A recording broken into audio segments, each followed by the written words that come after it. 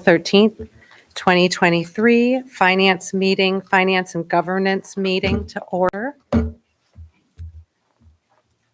I am here. Councilmember Jessica Brennan.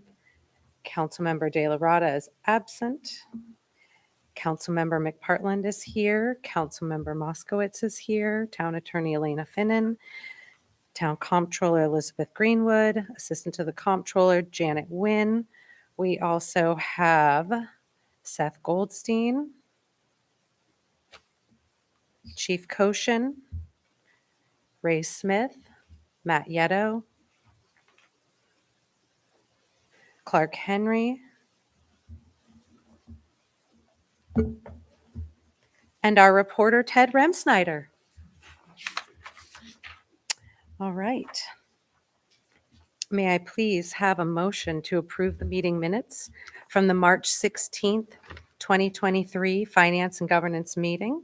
Motion to approve the minutes from the Finance and General Government Committee meeting of March 16th.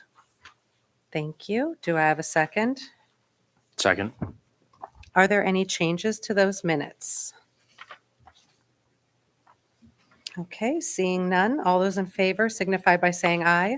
Aye. Any opposed? Those minutes are approved. Okay, moving on to our, we're going to begin this evening with a follow-up presentation regarding the water and sewer rates.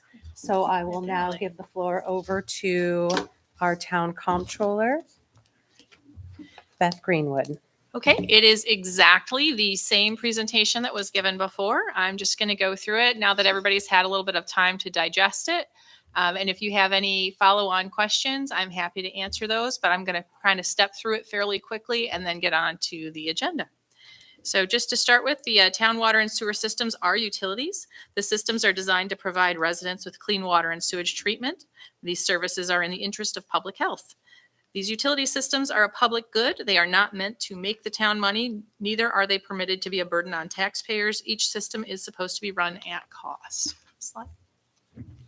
Okay, so as you can see here, we have kind of the summary of the budgeted versus actual revenues going back for approximately 5 years. The red is where the budgeted amount was actually not realized and the revenue brought in did not meet what the expectations were. From that, you can see that water and the sewer 6 funds have been underfunded, and actually sewer 1 had been a bit overfunded. Neither one is sustainable, and we needed to address that. Next slide. The calculation process. So as we started looking at this, it was obvious that it wasn't just the accounting part of it that needed to be addressed. I sat down and worked with the assessor and also the water and sewer billing department and the engineering department so that we could, first of all, determine the numbers and types of users. One of the things we found initially was that we all counted things a little bit differently. So the initial couple of weeks worth of work was to figure out how everybody counted it, how those different numbers related to one another so that we could actually be using like numbers in our comparison. So we then realized that there were a certain number of properties that were assigned to the incorrect sewer districts. The board has addressed those over the last year. We moved the properties into the correct districts, and then we began to actually start looking at the throughput of the systems. So we took a look at the revenue shortfalls and calculated the true costs of running the systems. This was correlated with the corrected numbers and the volumes of water and wastewater processed. We did a 12-year look back and analyzed the throughput of the systems and the variations of use over time. Using the corrected property assignments, we had calculated the current numbers of system users and compared that to the adjusted flow rates. We then used 3 models to calculate the user fees, an average year, a dry year, and a wet year. Once we had a rate structure that worked with all 3 models, we processed several trial runs with the billing software to ensure that we had accounted for all the variables. So that was done because water usage and thus the sewage that goes through are strongly correlated to the weather patterns that we have. So whether we have a dry year, a wet year, or average year, it changes significantly of the amount of throughput for the systems. And we needed to account for that. So minimum usage, I just want to address this briefly. There is a minimum cost to being part of each of these systems, and that is the minimum use fee. To use water in our homes, for many things, obviously sinks, showers, toilets, appliances like laundry and dishwasher. All of these uses channel the used water into the sewer system. However, we also use water outside of our houses to wash cars, water our lawn or garden, fill swimming pools, etc. This water passes through the meter but is not collected by the sewer system. The amount of water that is included within that minimal usage fee has been updated to reflect a use of 52 gallons per day. Since the sewer is not metered but is referenced to the water meter reading, we add additional allowance to the minimum sewer use to account for that water that is used but does not go into the sewer system. The minimum water usage includes 9,490 gallons of water each 6-month period. Since we meter the water and calculate the sewer use from that, we allow for additional water to go through the meter that is not collected as sewer, making the amount of the sewer minimum higher than that of water, and it is measured at 14,235 gallons on the water meter. So, thank you. These are the new rates that were calculated for the various systems. Roughly 1/3 of the cost of running each system was used to determine the base rate, which is associated with that minimum use amount. The remainder of the cost was used to determine the usage rate per 1,000 gallons. Sewer 1 had previously been billed as a lump sum on the tax bill with no consideration for actual use. This was not equitable, especially for households using less water and therefore producing less sewage to be treated. Previous water and sewer 6 rates had been calculated using a base amount which did not encourage water conservation. And in fact, once users hit a particular threshold, they were billed a flat fee, which actually discouraged conservation. So what this framework does is it makes it, go ahead, next slide, more equitable, and it encourages water conservation. This link that's on there is a water use calendar. It actually is from the state of Florida. I looked at a number of different calculators. I found this one to be the easiest to use and actually the most helpful. I calculated my own household for 3 people, consisting of 2 adults and a teenager still in the house. And I went through, on the demonstration last time, I actually showed everyone the calculator. We're not going to do that today. But we figured that our household used about 114 gallons daily. So anybody can log on to this. You can take a look at what your actual usage is. And it also has a lot of really good suggestions on how to better conserve water and use less, which is particularly helpful if people want to take a look at their water usage and see ways that they can conserve water and then have a lower bill. They can do that. Next slide. So for the utility bill, this chart shows the amount of a basic utility bill based on various daily usage amounts. As you can see, above the minimum cost, the rate per 1,000 is added to reflect the cost of the water used. So for example, using my own household, again, if we averaged about 114 gallons per day on the estimator link, that would be about 20,800 gallons in a 6-month period.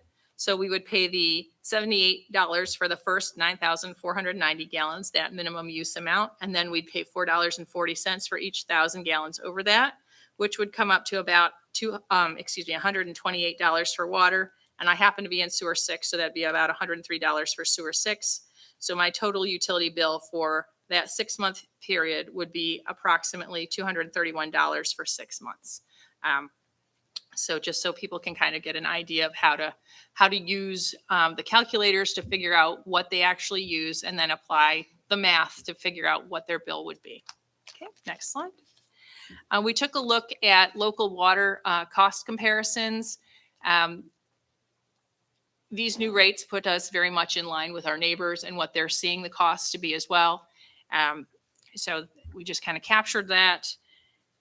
Not all municipalities measure water usage in the same way. So some use gallons, some use cubic yards. It took a little bit to kind of get this chart to mostly compare apples to apples because, again, some bill quarterly, some bill biannually, some only bill annually, and some are not even metered. So this is a good approximation of what other municipalities pay.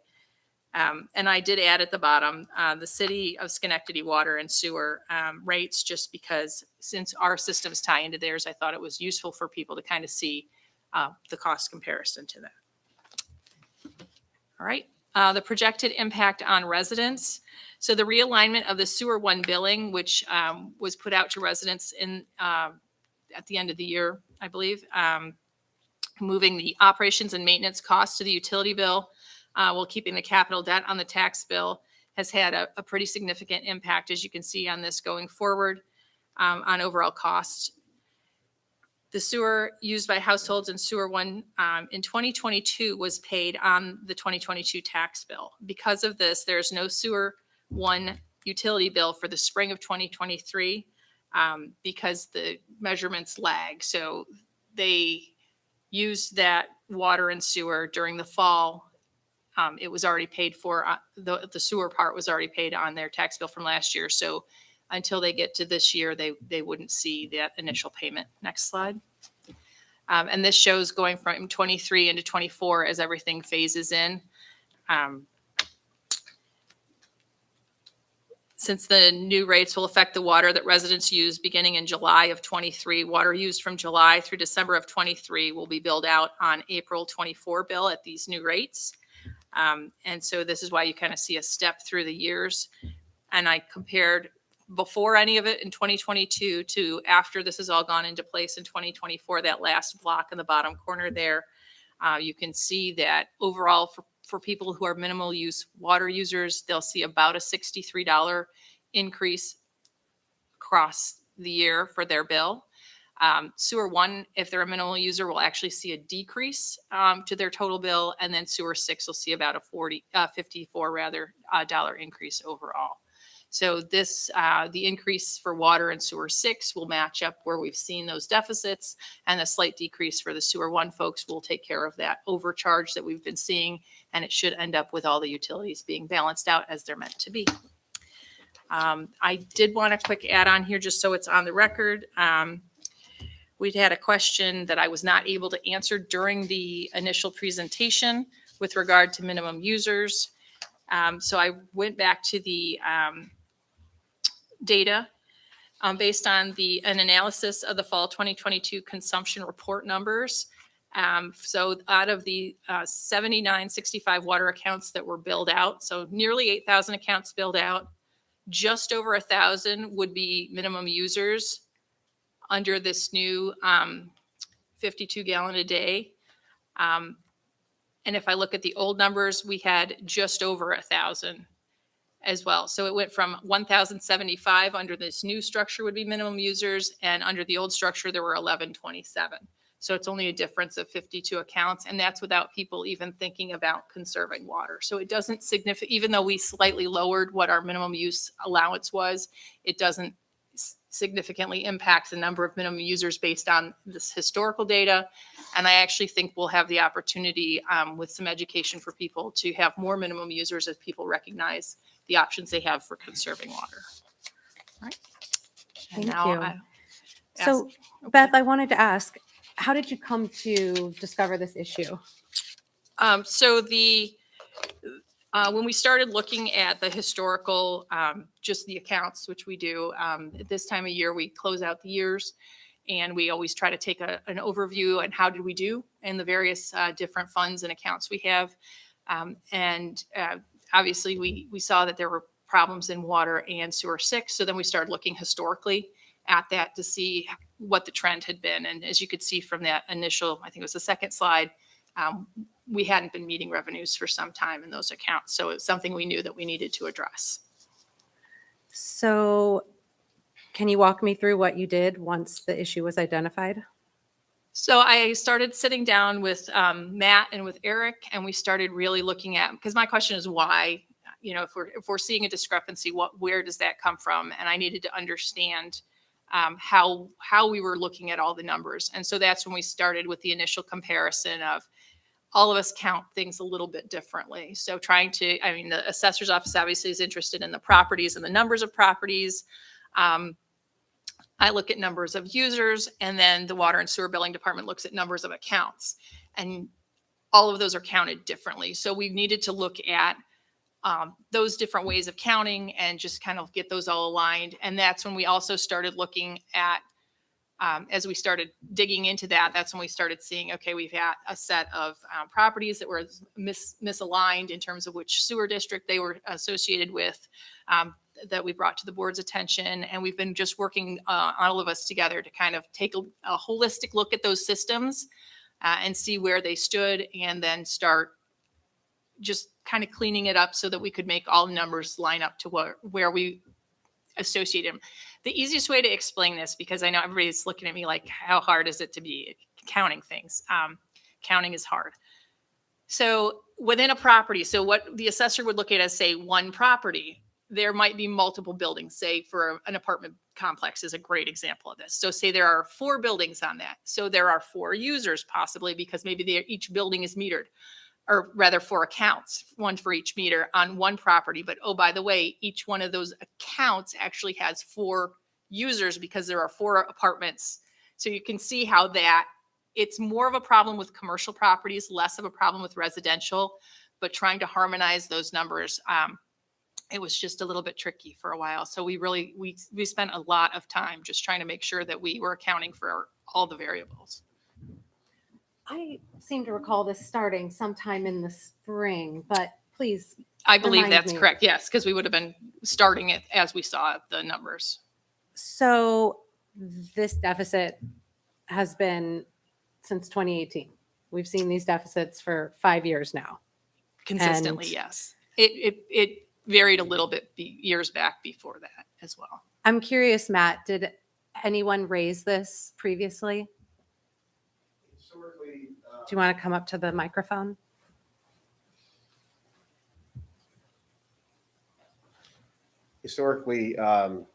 Water and sewer, our office didn't have a lot to do with the rates. The rates were set by the comptroller's office, and we would be given the rates each year. And then they would do the final analysis of whether they were short, or they would make projections based on their own numbers. And I don't know exactly where they were getting their numbers from. In a previous conversation, I believe you mentioned that you discussed this issue in 2022. Is that correct? About adjusting the rates, yes. And did you discuss it in 2021? We did do something with the rates a little bit in 21, I believe, but it wasn't enough to cover the shortages. So you brought it to the previous administration's attention.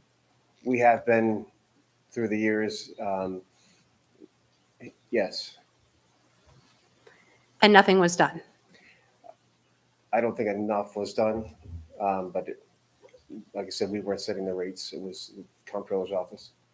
So in your opinion, Beth, is it fiscally responsible to make these changes? Yes, I actually think it's we have to. Unfortunately, the way that the laws are written, guiding utility usage, the systems are supposed to break even, and this is necessary in order to make that happen. We're still falling short. I know there have been a couple of adjustments over time that Matt mentioned, but we need to make up for the gap that we've seen.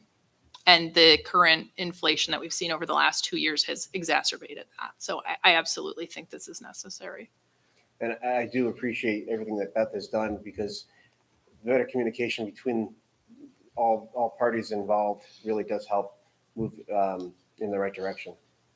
Matt, speaking on that, just to clarify, so all 3 departments now have a unit of measure for water usage that is common language that everyone's using at this point. It's not 3 different departments working independently on this issue. You guys are all on the same page with the unit of measurement.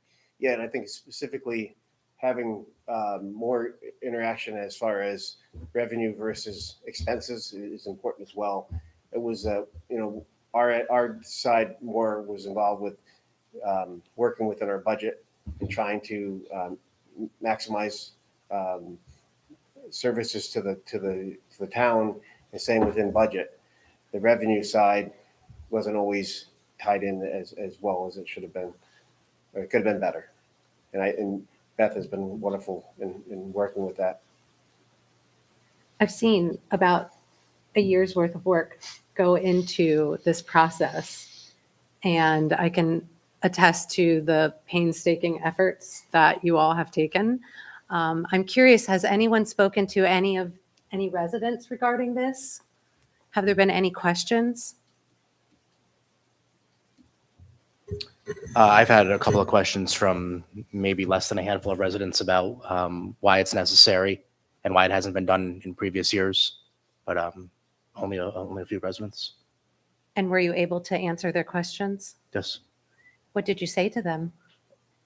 that there's a shortfall and a deficit, and we have to make up that deficit in our budget.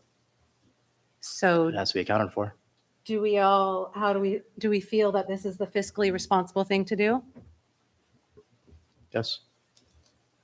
I agree, and I have not had any residents ask me questions, but knowing that this is on the website just helps me feel like I have a way to direct them to a very comprehensive explanation. So thank you for putting that on the website. I have no residents have reached out to me regarding this. But it does have there is a history behind, as Matt said, about the rates and adjusting the rates. And sometimes we all would rely on the comptroller's office for those things. Mhm. And they'd say, oh, well, we need to raise a little bit, which we did in a few years. And sometimes it's hard because, as you know, you've got dry years, wet years. It's hard to figure out consumption.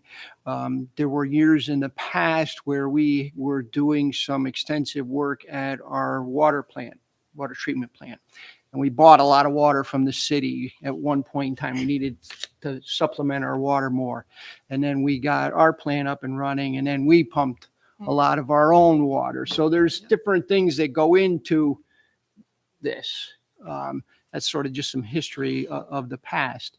And I think that, in the past, maybe the board was, didn't get all the information, if you will. We're relying on the comptroller's office and trying to keep the increases to a minimum, but you can only, as you know, do that for so long.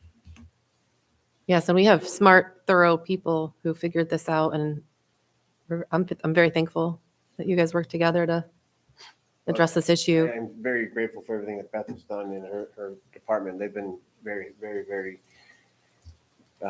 detailed, and Eric's office as well. Everything has just been very, very nice change to have communication and knowing where everybody's coming from is very helpful.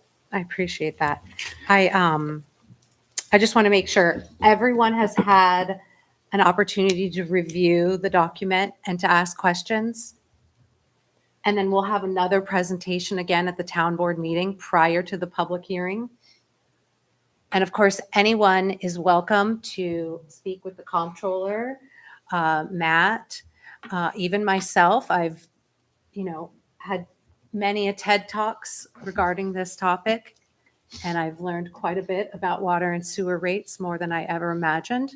So thank you so much. I appreciate it for educating all of us and for doing a very thorough job. And are there any other questions? No, about a month or so ago, I took time to sit with Beth, probably an hour and a half, at least, to go over it. So I appreciate you taking the time. Yes, I'm happy to bore anybody at great length on this topic, so I will warn you. Yes, Beth bored me today, but we talked thoroughly. Again, Sorry. just like some last minute questions, and something we talked about was that this new rate change will have people paying for what they use, but we also do have, Beth reminded me, the low income household, I'm reading it, water assistant program. And that information's online, and I'm happy to connect people if they are having any issues with paying for their water bill, that we have a program through the county that will reimburse us for payment as needed. So Thank you. And in addition to this being up on the website, I do want to mention we've put together kind of an FAQ on that answers the questions from this, because this brief, although it seems very logical to me, may not be to everybody. So you're trying to put it into English. And what we're going to be working on as well is putting together kind of an FAQ on helpful hints for people for additional water conservation, so that people can go ahead and take a look at their usage and see if there are places where they can do a better job. I know for my own household, I just got my water bill and it was higher than usual. And I know that I have a sink that has been dripping. So now my husband is going to hear about it, that is a priority in our house. And I'm sure other people will have those sorts of things as well. So Thank you. Thank you so much. Thank you. Thank you. Okay, so we can move on in the agenda and start with our items for action. Okay. The first one is a resolution authorizing the renewal of our accounting software license, which is our Munis system that we use for all the town's accounting and payroll. The second is a resolution authorizing the supervisor to sign an MOU with Schenectady County for antivirus software. I didn't know if Seth needed to say anything about that or. Okay. Well, before Seth starts, I'm going to just go ahead and say that Seth is always very good at, looking at the details and identifying areas for cost saving. And this is another example. So last year, the governor announced a JSOC, which is a Joint Security Operations Center for the state. They included all of the counties and some of the largest cities like Yonkers and New York City. So they announced that they were going to spend $30 million to enhance security across the state. One of those ways was they were purchasing basically the best antivirus program called an EDR. And they distributed it among the counties and the cities. And I attended the initial briefing for that. Obviously, we're not a county, but during the question and answer session, I said, well, all the towns are interconnected with some of the counties. How come we're not getting protection too? Obviously, we pay for protection right now to the tune of $1,400 a year, something like that. But me asking questions prompted them to start allowing the counties to roll down to the towns. And Schenectady County is going to be one of the first ones doing it. So we're kind of the guinea pigs. But the fact is we're going to benefit for getting antivirus for free for 3 years.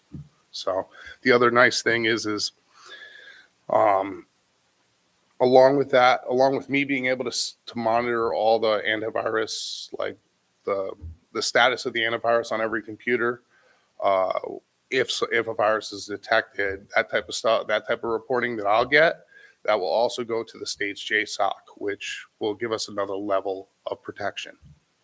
So it's a good thing all around. So. Absolutely. Great work on that. It's so important because, we read stories in the paper or on the news all the time about municipalities, hospitals, different organizations getting hacked into, then being held hostage for their information. Yeah, right now we're a very small fish in a very large pond, but it would be nice to be able to be tied in to these type of organizations. For example, I had a question involving Jordan's department and some software programs that we were wanting to get. The FBI runs a program. I made a couple phone calls over the last 2 months. I still haven't gotten a response, but being involved with an organization like that, they will have the right contacts, direct numbers. So I'm not calling like I'm a member of the public. So Right. That Opens was- up some new avenues for you. yeah, exactly. Great job. I'll step here for the next one. Yep, and the next one is a resolution to appoint a student intern for the IT department for the summer.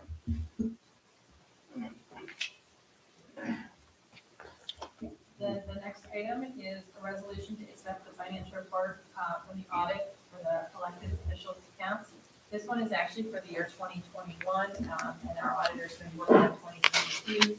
With our changeover of banking, we have requested that our auditors come in and do a formal audit for the additional elected official accounts, just to, 2021 was the last full year they were with their old bank, and then he'll do 2022, because that's the changeover year from one bank to another, just so that we make sure that we didn't miss anything, if we had any hiccups in the process. So he's just released in 2021.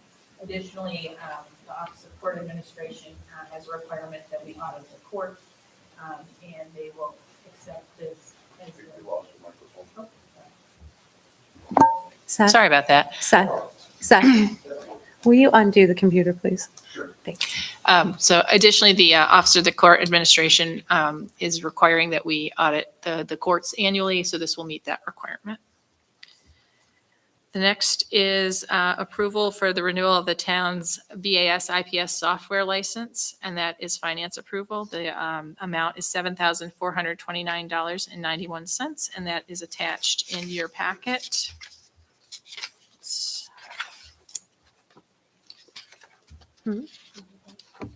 It's the invoice from Edmunds. Okay. That's- Does anyone have any questions regarding this renewal, this approval for the renewal? All right, all those in favor signify by saying aye. Aye. Any opposed? Okay, that is approved. Thank you very much. The next is approval for the purchase of AEDs. That paperwork is the next set of several papers. I don't know, did you want to speak to that?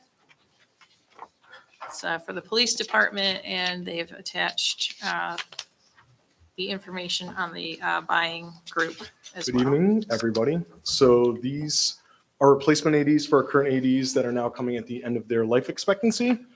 Charlie Bergami has been in contact with our former vendor regarding the batteries and the pads that are going to cease to exist here in the near future.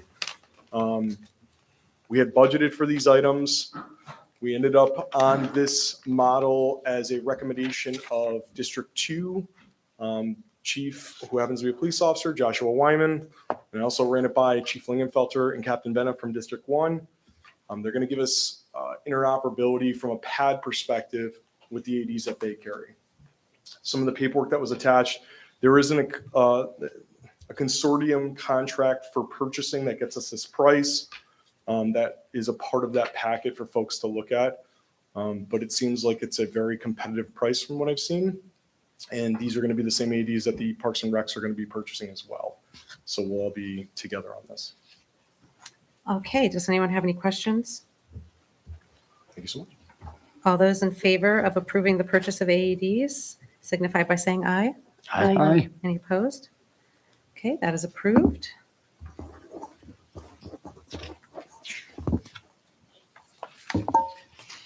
All right, then we had a discussion regarding certain budgetary modifications. We're just finalizing the previous year. I don't think we had any actually from that. I don't have any for last year. We've had just some We'll have a revenue couple expenses. small ones for this year. And then finally, we had a call this afternoon. Actually, the gentleman stopped by and spoke with Janet, discussing the Town Hall Veterans Memorial. And there's some interest potentially in reviving that there were the bricks that are out there by the flagpoles. We just wanted to make sure to mention that in finance. We'll need to do some homework on that first. And figure out what needs to happen for that to work again, but just so that you're all aware that we've started that conversation. And then I believe Matt had two things that needed added from the floor.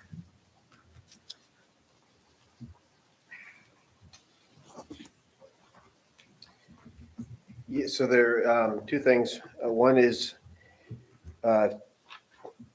training at SUNY Morrisville for one of our wastewater treatment plant operator trainees. Some classes opened up in May. We were going to send him, we're planning on sending him in December and then in January of next year for the same courses. But if he can get him in May, it gets us a little bit faster. We save about 6 months in getting him certified to be a licensed operator. The cost for each course, one is activated sludge. It's $825. That includes the room at the hotel that's adjacent to the school, and his lab course would be $950. That includes the lodging as well. It just doesn't include the per diem for meals, which is, I don't know exactly what it is right now. That's what we're by county. Okay, but it would be just for the 4 days each day, or 3 days and then 4 days for the two, total 7 days for the courses. So what's the total cost? It's going to be $825 and $950, and then on top of that, just the meals, whichever. And the mileage. Mileage would be the town Oh, vehicle. town vehicle. Okay. We'll have to look up the meals, but it's Madison County, so we'll- It would, yeah, the dollar amount would require a town board vote, so I'll have all that together for the meeting. Anything over $1,000, I believe, requires town board. Okay, so this is not for approval. This is a tentative. It's for, yeah. A tentative resolution. For resolution. Mhm. And I can have those numbers by Monday. And then the other item is renewal of our contract with County Waste for hauling and disposing of our recyclables and the C&D and garbage from the transfer station. That needs to be renewed. They're holding the price for the recyclables, but the hauling cost is going up from 150 a load to 185 a load. And then the disposal for the garbage is going from $80 to $92.50. So it's not a huge increase, but they've held this for, I think, at least the last 2 years. So we've been lucky. So is this an approval you need? It would need, it would be contracts, it would need town board approval. Okay, so this is a tentative resolution. Yes. Okay. And it's roughly, do you know how many meals are included, breakfast? So $13 for continental breakfast, $15 for lunch, and $26 for dinner. First and last day of travel, would be $44.25 max. I can have that all summarized too in an email. That's all I have. Thank you. Okay, that's all we had. Everything else is on the agenda for the agenda meeting. Okay, that's all we have for the finance meeting tonight. At this time, I'll make a motion to adjourn. Do I have a second? Second. All those in favor signify by saying aye. Aye. Okay, we stand adjourned and we'll move next into our agenda committee meeting.